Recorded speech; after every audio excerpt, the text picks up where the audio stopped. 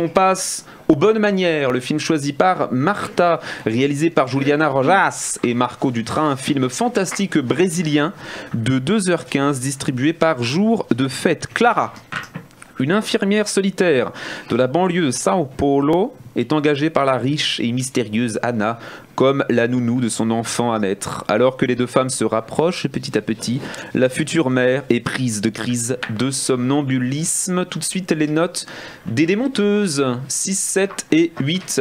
On a un peu de tout. Martha, un 7, c'est un bon film. Oui, mais sans plus. Enfin, j'étais vraiment surprise parce que c'était un film un peu inattendu. Je ne savais pas à quoi m'attendre en allant dans la salle de cinéma, qui prend une tournure assez farfelue. Ouais. Mais ça va. Tu peux dire pourquoi c'est farfelu? Sans déflorer l'intrigue, mais il y a un twist fantastique et on parle du. Moi, j'ai pas vu le film. On parle du loup-garou. Oui, non. Est-ce que c'est ça ou pas? Ouais, mais en fait, on parle de ça. C'est tout le décor, c'est même l'affiche. C'est une belle ode à la féminité aussi par rapport au cycle de la lune, tout ça. C'est une femme qui est enceinte, etc., etc. Et justement, la deuxième partie, c'est à partir de l'accouchement de cette femme. Voilà. Donc Martin, un dernier mot. Est-ce que le film concrètement, bien, pas bien, bien? Si, il est vraiment bien. Si, il faut aller le voir, bien sûr. Il est très cool. Julie, remarquable. Brésil, Sao Paulo. Si. Joga bonito. Très très singulier. J'en avais jamais vu des comme ça en fait. C'est vrai que le Keshish, il est complètement lambda. Je suis d'accord. Ça m'a beaucoup touchée jusqu'à en pleurer, vraiment. Et dès le générique, je me suis installée dans cet univers de contes de fées, avec les décors, avec les couleurs, avec la musique. Voilà, c'est une approche cinématographique qui mélange les genres, le fantastique, mais aussi le cinéma dit social, entre riches, pauvres, tout ça. Il y a un style de narration qui rappelle vraiment les contes de fées, et on parle de l'amour, de la définition de la famille. Et de l'innocence aussi, beaucoup. Oui, du désir. Du désir. J'en ai encore des frissons aujourd'hui, rien que d'y repenser. Charlotte, c'est correct, pas plus. Elle a sorti du film, une femme m'a attrapée par le bras et m'a demandé c'était bien. Elle passait juste après moi.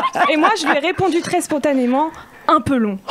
Et effectivement, pour moi, il y a un peu de. Il y a 1 heure de moins que Mektoub. Oui, mais moi, ça m'a paru long. Il y a des longueurs. Je suis une demi-heure de moins.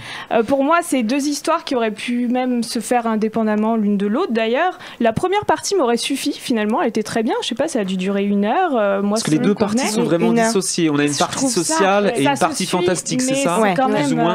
C'est quand même très différent.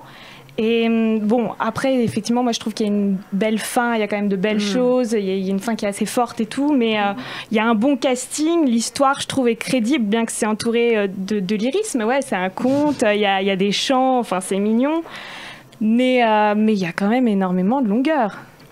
Moi, je me suis un peu ennuyeux. Je suis pas d'accord. Mais est-ce que c'est un film démonstratif, c'est un film explicatif, ou c'est un film expérientiel, un film fantastique qui fait vivre des choses, c'est un film avec du storytelling? Comment vous le qualifierez? Question, Quentin. De quoi ça traite quand on est spectateur, un spectateur lambda comme moi par exemple, je vais voir ça. C'est un conte fantastique.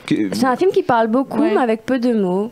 Et mais c'est un conte dans le sens où il y a une morale, il y a une sorte non, justement pas. On prend un peu la vie quotidienne pour atteindre autre chose. Et il faut savoir que les histoires de loup-garou au Brésil, ça a beaucoup existé, par exemple. Donc c'est ancré dans la société dans l'imaginaire collectif. Voilà. Ouais.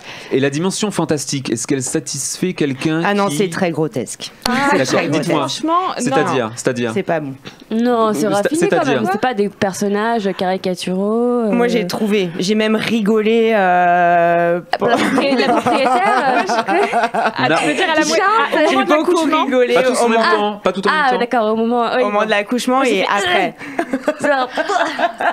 Moi j'ai trouvé que l'accouchement et ce qui vient après était franchement une des choses que j'ai vu le mieux faite depuis dans ce style-là. J'ai trouvé ça très réussi.